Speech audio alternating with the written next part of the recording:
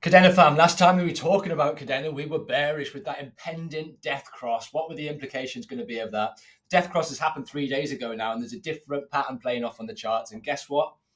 It's bullish. And we're in a position now where we can both look at the bullish scenario and the bearish scenario, and we can add weight to that. We can apply risk management and we can protect ourselves accordingly. And I'm going to show you exactly what I mean. So this is the death cross that we were talking about. What do we need to happen next, and what do we not need to happen next from a bullish and a bearish scenario?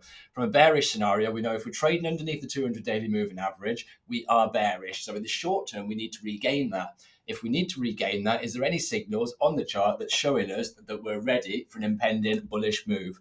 Yes, there is. I'm going to show you exactly what they are very shortly.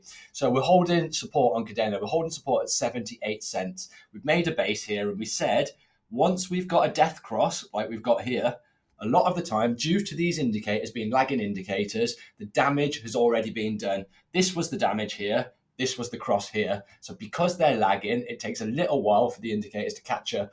Price action is always the front runner. So we've lost on Kadena. We've dropped, in fact, from its top to its low, 63% on the charts. When we've had the cross, the 63% has already been built in. And we showed you in the last video the example on the bullish golden cross down here, where we moved 80% to the upside by the time that the golden cross had been built in. So they are lagging indicators. You can treat them as lagging indicators, and we can look at other clues within the markets to tell us whether we're going to get any kind of a bullish move in the short term. So first and foremost, price action. What do we need to happen?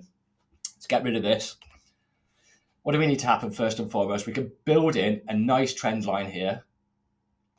These are the best patterns for me. These are the best bullish patterns because you've got a strong base here. This base is held once, twice, 3 times, 4 times, and it's ready to test its 5th time. So if we look at the indicators, can we get any signals from any of the indicators that we've got an impending bullish move to the upside? So we'll bring up the stochastic RSI first and foremost. We know that as the stochastic crosses over and starts moving to the upside, it's showing that the bulls are regaining some form of momentum. Now I want to show you something here. These stochastics can play out over a long period of time, and you can get to overbought and stay at overbought for a long period of time. And I'll show you a couple of examples from the previous ones. So you can see we're about here now. We're about halfway up, 3/4 of the way up on the stochastic. So if we measure it from here until the time that we come back below, that's 15 days. We'll do the same again here. By the time it gets back down, it's 15 days. And if we just check this one, the time it comes back down, it's 15 days. That's a massive coincidence. But you're looking at about 15 days at the top from where price action's sitting on the stochastic RSI. We can even go out onto the higher time frame, and you can see that we're massively, on the 3-day chart, massively oversold.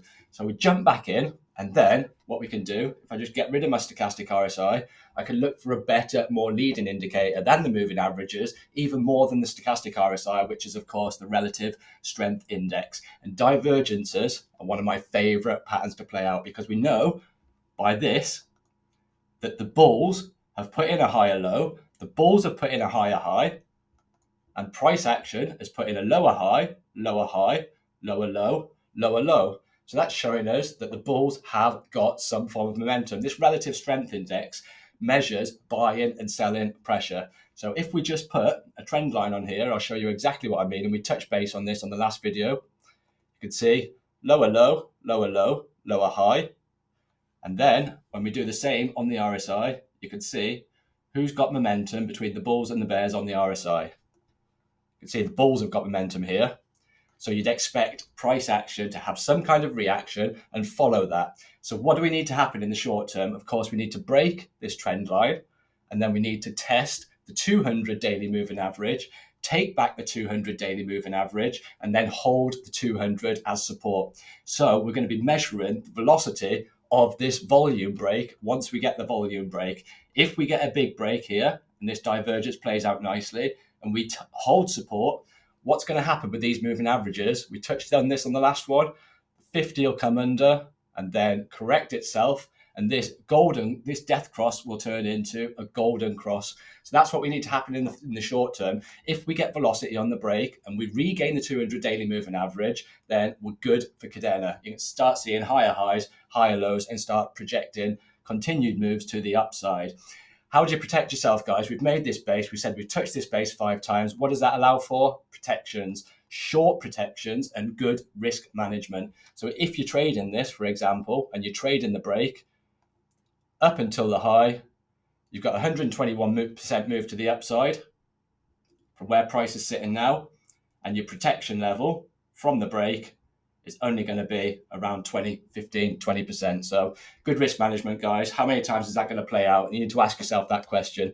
So if you find this useful, if you did learn something, subscribe to the channel, check out my other videos. I've got plenty on Kadena. I'll leave my last video with the moving averages at the end of this video, and I'll see you in the next one.